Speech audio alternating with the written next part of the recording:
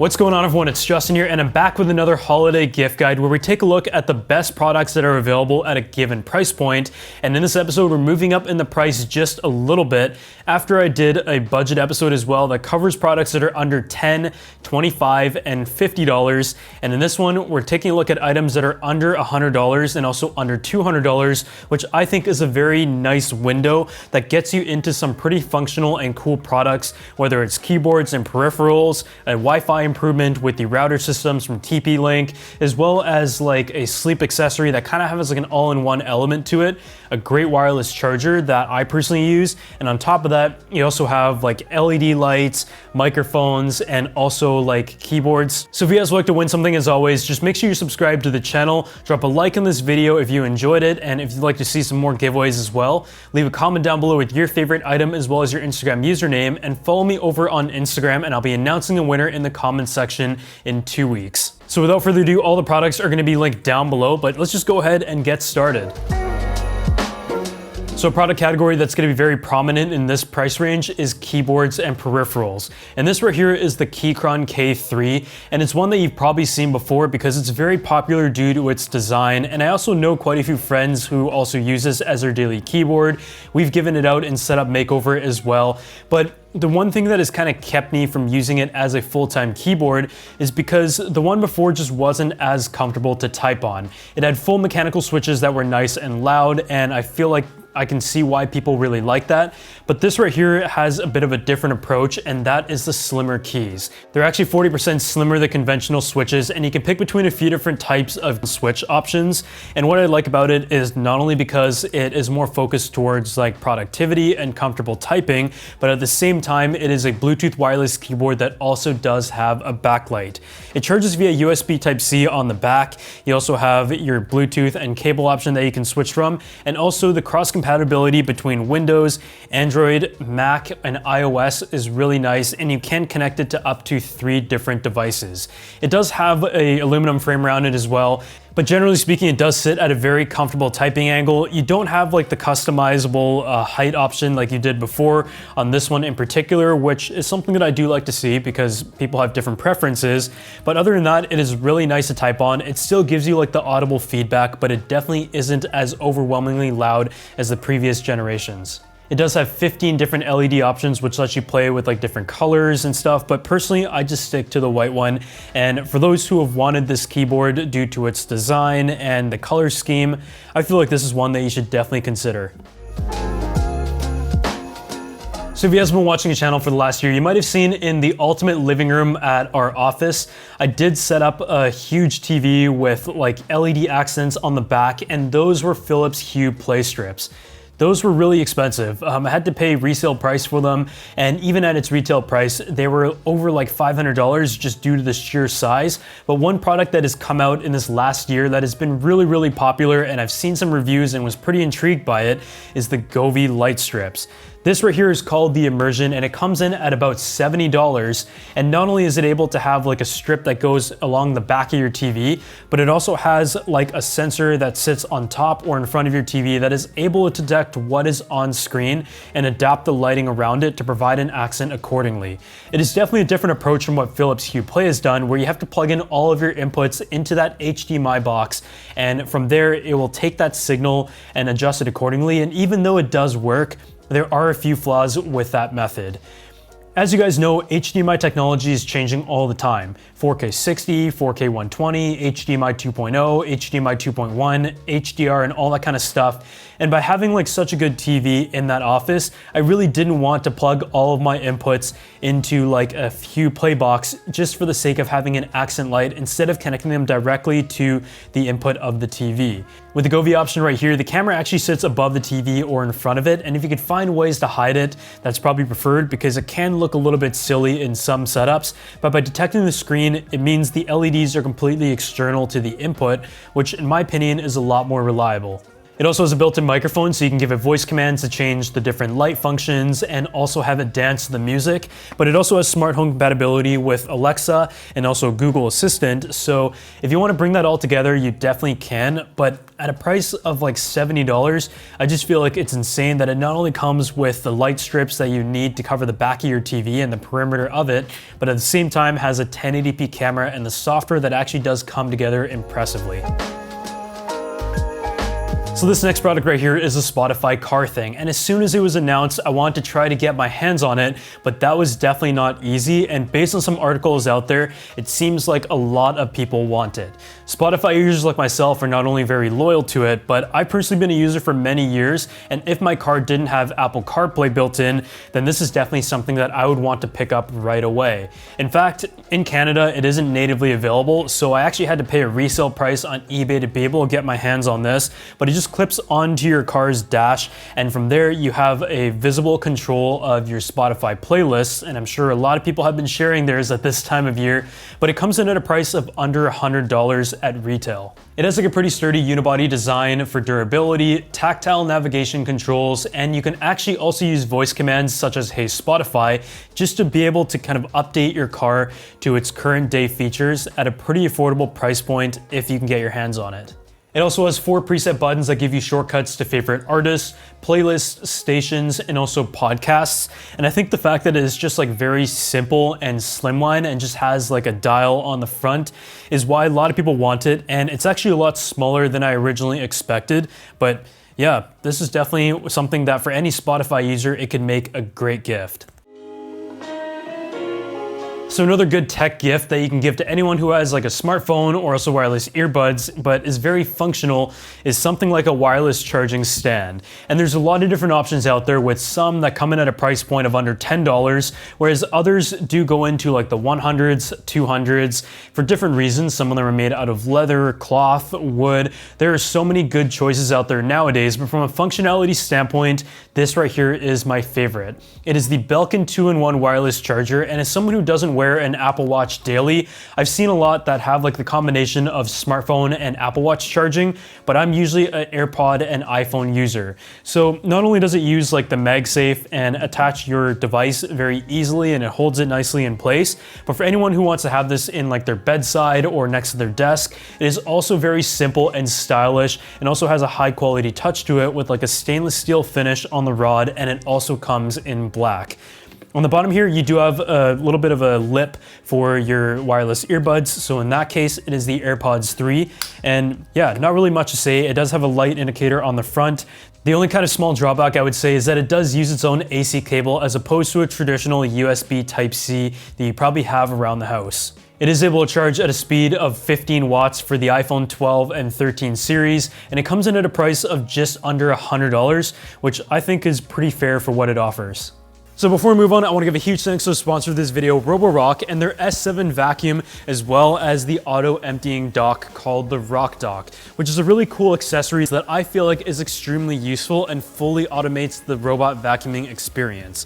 So beginning with the S7, this right here is a robot vacuum that has a lot of cool features. Not only does it use a LiDAR to be able to scan your place and put a great map together, but through the application, you can actually segment different zones and schedules for it to go ahead and clean, as well as areas to avoid. And on top of that, there's also an all-new rubber brush that is more durable, and its spiraling blades agitate better, and it's even better at avoiding certain tangles. Brushes are something that we've seen on pretty much every robot vacuum out there, so it's kind of cool to see this new approach. And on top of that, there's also a mop that is attached to it. And the sonic mopping technology that is also attached to the robot vacuum has a sonic technology that scrubs the floors up to 3,000 times per minute. So instead of just having like a mop that is wet and dragging along, it at least like agitates the floor to give it a good cleaning experience. The auto emptying dock over here is a really cool new accessory though, because it is able to completely automate the experience of the robot vacuum. It makes using a robot vacuum more convenient than ever because you don't actually have to empty out the chamber itself for up to about 8 weeks. As soon as your Roborock is done its cleaning cycle, it will actually return to this Rock Dock and it will empty it right away, and you can also manually enable it through the app and have specific settings as well. In terms of like the way it's set up, there's actually a filter on one side as well as a 3-liter dustbin, and it is actually lined with an antimicrobial material, so you don't have to worry about it for quite a few weeks. The intelligent dust collection algorithms adjust emptying based on your use and from how long your clean was to kind of decide what setting to go ahead and use. The smart option that automatically empties is the one that I personally found the most useful. So if you guys want to go ahead and check out the Roborock S7 or the RockDock for yourself, I'm going to go ahead and drop a link down below, and a huge thanks to Roborock once again for sponsoring this video. So with the increasing number of iPads that are now compatible with the Apple Pencil, one thing about the Apple Pencil is that even though it is pretty good, it is a little bit expensive. At over $100 for an accessory, if you've already spent the money on your iPad 9, an iPad mini, or like an iPad Pro, not everyone is going to need the Apple Pencil to the extent where having the first party option makes the most sense. So this right here is actually a really good alternative, and one that I actually find is very, very comfortable to use, and that is the Logitech Crayon. It is kind of meant for like education, but it comes in at a price of about $65, and I actually picked this up used for even less than that. And what I really like about it is that it kind of has like this rounded rectangular finish of a pencil as opposed to being like a traditional pencil, and it really does give your finger somewhere to rest on the side. As you can see here, I am left-handed, but I do find in terms of comfort over longer periods of time, it is a really, really good option. And generally speaking, when I'm using the iPad for drawing, I'm not using like Procreate or anything because I'm pretty awful at it, but instead I'm using it to like retouch images where I just need like a pretty accurate registration. If you're doing like a lot of art, I definitely recommend still getting the Apple first party option just because of the latency and the accuracy and everything. But for anyone else, this right here is my pick. It gives you about 7.5 hours of drawing on a single charge, and with about a 2-minute charge, you can get 30 minutes of usage, which a lot of times when I'm just grabbing my iPad and doing something quickly, that is enough. If we are talking about the Apple AirPods 3 though, we do have to talk about the Beats Fit Pro, which is a product that came out shortly after that really does challenge it in some ways and makes the decision even harder. Not only does it have the Apple chip implementation to give you a seamless experience, but at the same time, it does also have spatial audio and noise cancellation features that come in at just $30 more. And for any Android user out there, this is definitely one that you should strongly consider. But even for people who are looking to get the Apple AirPods 3, honestly, I feel like this is almost a bit of a better value. The fit is definitely different. It's targeted towards a bit of a different market as well. It does have like the silicone fit that you see on like the AirPods Pro and also on the other Beats earbud options, but it also does integrate a fin that generally speaking fits pretty well, and it's able to be fitted very easily. And I didn't feel like it was like finicky at all, but some people still do prefer the Apple AirPods fit where you just slip it in and out and there isn't anything that gets caught or anything. But this is definitely directed to people who are athletic or running around and find that the AirPods may fall out a little bit too easily. The sound quality itself was actually really good. It definitely does have that Beats characteristic of having a heavier bass, but it definitely isn't overwhelming like Beats had been known for in the past. The noise cancellation is always a good feature to have, and although it's not going to beat something like the Apple AirPods Pro or the Bose Quiet Comforts, I found that it was actually really good in its general like noise cancellation mode, but in the transparency mode, that was definitely an area of weakness that I have noticed in all of the Beats earbuds. But at the price of $199, if you do value having noise cancellation, then this is definitely one that you should go ahead and check out. And another thing that I didn't really like about it is just that the case feels a little bit cheap, and I find that it opens a little bit too easily. So that is definitely something to consider. The next product right here is really good for anyone who's like an aspiring podcaster or you want something to record like vocals on, because the Shure SM7B, as you know, is kind of like the industry standard for microphones. You've seen it on the Joe Rogan podcasts and like countless podcasts. I could literally go on and on. And for my podcast as well, I did go ahead and pick up Shure SM7Bs. And to be honest, the sound quality is pretty good, but the reason why it isn't easily recommendable for everyone out there is because it needs a pretty specific setup. You have to have like a preamp, and at the same time it also has to be like pretty close to the subject. But this right here is the MV7, and it's kind of like a budget or like a light version of the SM7B. It comes in just over $200 in its price point, and what's great about it is that you have a few different ways that you can use it, whether it's through USB or XLR. And as someone who is usually trying to use XLR for everything through a preamp, there are definitely scenarios where we don't have the preamp with us, or if you're traveling, for example, and having the USB backup built in is really, really nice. The sound is also all like automatically optimized, and there is also a built-in headphone output to allow you to monitor your audio without needing any external tools. It does have like a bit of a touch panel on the bottom that intuitively allows you to control like the different volume settings and the actual gain, but you can also leave it all up to the microphone to have it run automatically.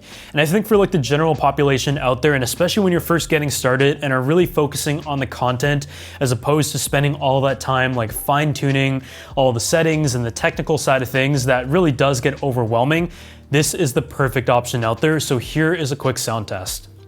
So this right here is a test of the Shure MV7 microphone, and there's actually a few different modes that you can go ahead and control through the app itself, which I found was pretty cool. And the MV7 model is the one that has the USB and the XLR option, but if you want to save some money, you can get the one that just plugs in via XLR, but you will need an interface. One of the easiest products that I can recommend that almost makes me sound like a broken record because of how many times we featured it is a Logitech MX Master 3 mouse.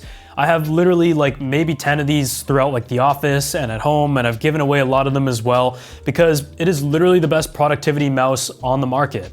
Not only is it good for video editing, but general navigation. There's also quite a bit of customizability through Logitech's options program, and I have it set up so that the horizontal scrolling is a little bit faster for video editing, but for any creative out there, you know what I'm talking about, and having horizontal scrolling is essential.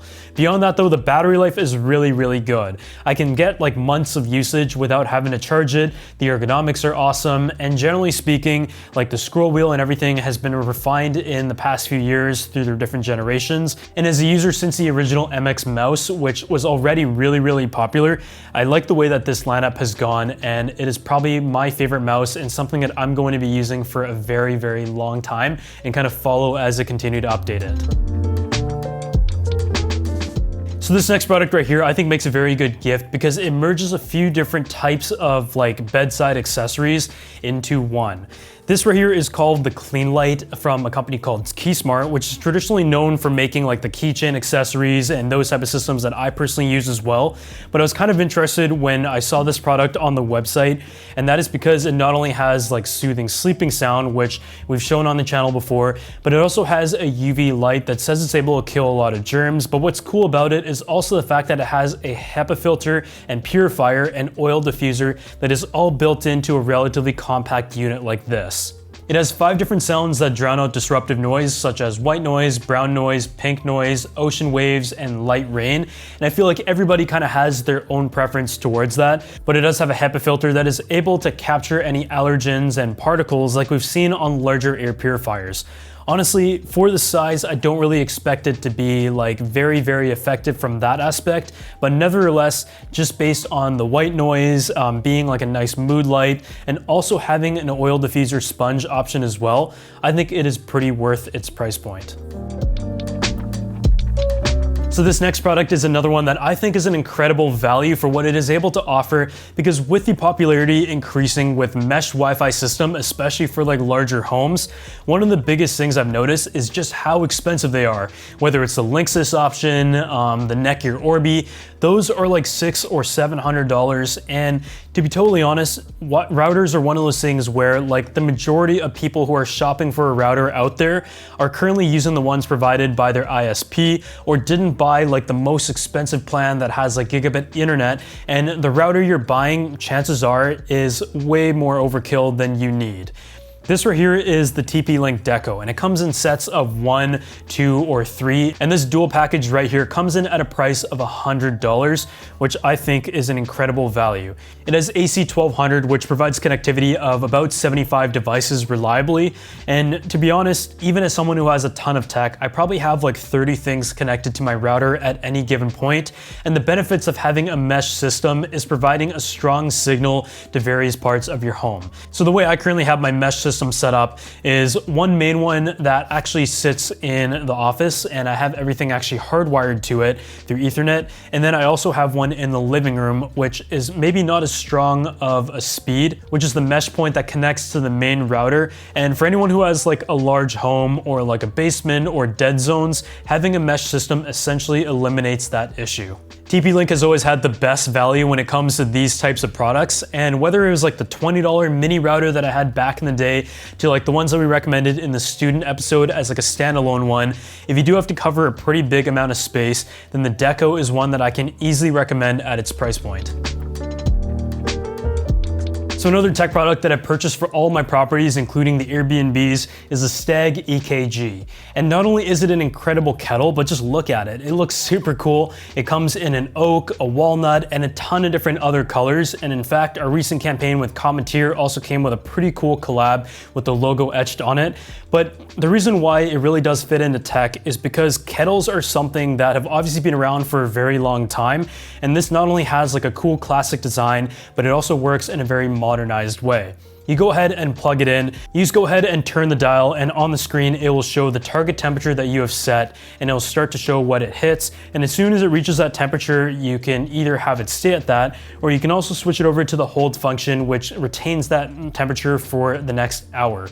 It is very simple. It doesn't have like a crazy amount of functions, but when it comes to like the design, the functionality overall, I think at its price point, it is pretty worth it and something that people are likely going to use every single day. It is also pretty fast when it comes to heating it up to like a boiling temperature, because typically I do have it set to hit about 95 to 100 degrees Celsius. Another kitchen product that we also checked out this year is the Ark. And for anyone who loves like sparkling water, this is something that comes in just over $200, and it allows you to make sparkling water using the same carbonation tanks that the SodaStream uses, which by the way does not taste very good, but with like a very stylish machine that once again comes in many different colors. There's options of steel, copper, matte black, white, gold, chrome, and sand. And the one that we have is like a chrome gold, and I also feel like the sand and the matte black one looks really, really good.